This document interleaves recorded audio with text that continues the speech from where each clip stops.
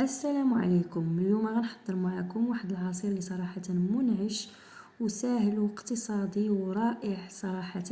عندي هنا واحد الكمية لا بأس بها من المندرين اللي كنت محتفظة به في المجمد، وايضا عندي واحد الحبة ديال الحامض حتى هو كنت محتفظة به في المجمد. عندي قشور جوج حامضات ايضا مع ملعقتين كبيرتين من السكر، ربع حبة من الخيار مع نصف لتر من الماء. هنا صراحة ما غنحتاجو لا حليب لا دانون لا حتى شي حاجة باش غنصايبو العصير ديالنا. غادي نضيف واحد الحبة ديال الخيزو مبشورة كيف ما كتلاحظوا معايا.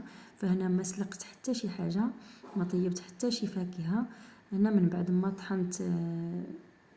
طحنت المكونات جيدا مع بعض غادي ندوز باش نصفي الخليط ديالنا او العصير ديالنا.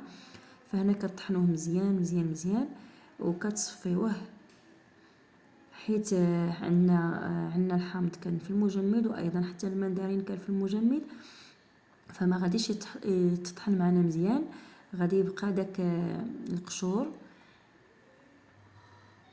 كيف ما كتلاحظوا معايا. راه كنصفيه مزيان صراحه. هذا العصير راه رائع رائع رائع، نتمنى انكم تجربوه، ولا جربتوه ما تنساونيش من تعاليقكم الزوينه اللي كتحفزنا، وما تنساوناش من تشجيعاتكم فضلا وليس امرا.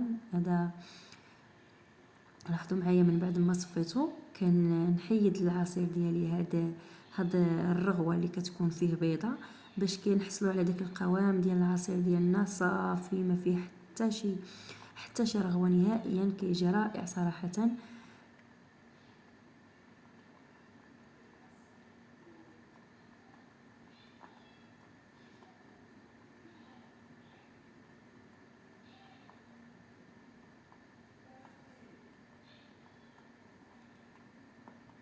هنا كنحيدوا هاد الرغوه باش نحصلوا على داك العصير اللي كيكون يعني لون واحد، ما كتكون فيه لا رغوه لا حتى شي حاجه لا اضافات. لاحظوا معايا كي كيجي، فما تحقروش تقولوا راه عصير بالماء وما غيكونش زوين وما غيكونش لذيذ، فصراحه كيجي رائع.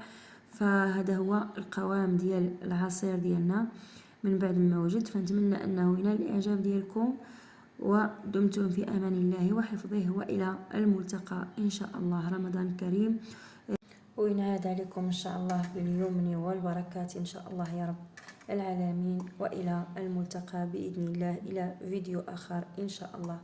مع السلامة، إلى اللقاء.